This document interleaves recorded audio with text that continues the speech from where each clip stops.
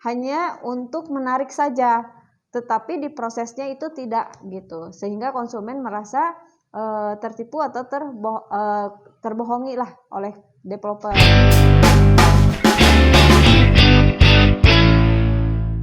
Assalamualaikum warahmatullahi wabarakatuh. Kembali lagi bersama saya Karisma di channel YouTube saya.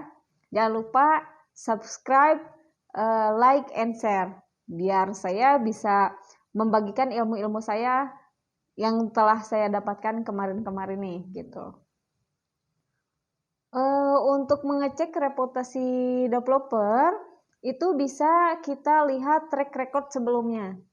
Misalkan dia sudah bangun di mana, seperti itu. Terus yang kedua bisa juga cek legalitasnya sudah ada atau belum, sudah diurusi atau misalkan dalam masa proses, atau bisa juga cek juga dari sisi perizinannya. Nah itu bisa dari pihak konsumen terhadap developer bisa diminta gitu. Kalau misalkan masih masa proses, konsumen berhak untuk mengetahui sejauh mana prosesnya.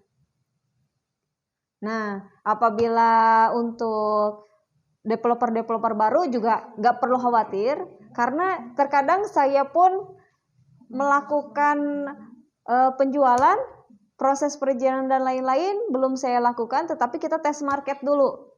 Nah, walaupun kita tes market, kita tidak mengenakan biaya ke konsumen. Gitu. Jadi konsumen pun akan percaya. Hanya saja kita sudah tahu, kita sudah waiting list dulu nih konsumennya gitu. Sehingga pada saat ada satu lahan di mana yang kita tunjuk dan konsumen sudah mengetahui, kita tinggal action, kita tinggal urus perizinannya dan lain-lainnya gitu. Nah, seperti itu.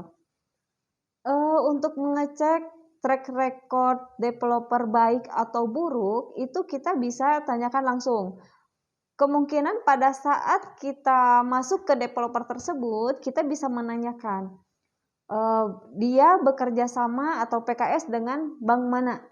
Nah, itu bisa apabila kita punya rekanan bank, ataupun bahkan kita tidak punya, kita bisa tanyakan ke bagian LS atau loan service, atau perkreditan, itu kita bisa tanyakan ke mereka mengenai track record developer tersebut, sehingga kita tidak tertipu atau kita tidak dibohongi oleh pihak developer gitu. Itu boleh. Nah, kan banyak beberapa developer properti yang memberikan penawaran-penawaran menarik terhadap konsumen, baik itu berbentuk diskon ataupun hadiah-hadiah ataupun disebutnya gimmick. Apabila track recordnya developer itu bagus, dengan gimmick seperti itu ya kita dengan senang hati sebagai konsumen tidak usah ragu.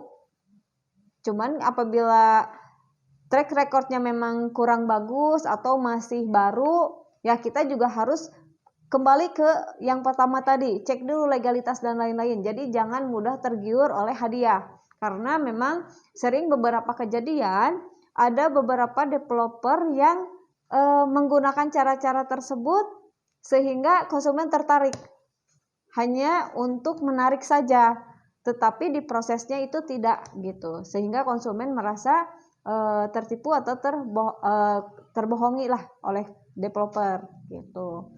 Cuman jangan khawatir, untuk menghindari hal itu ya seperti yang langkah pertama tadi, cek saja legalitasnya, track recordnya seperti apa, baik itu di perbankan ataupun kita bisa lihat, karena sekarang kan zaman sosial media ya, zaman internet tuh, bisa kita cek di website, sudah bangun di mana, sudah proyek di mana saja, nah itu bisa gitu.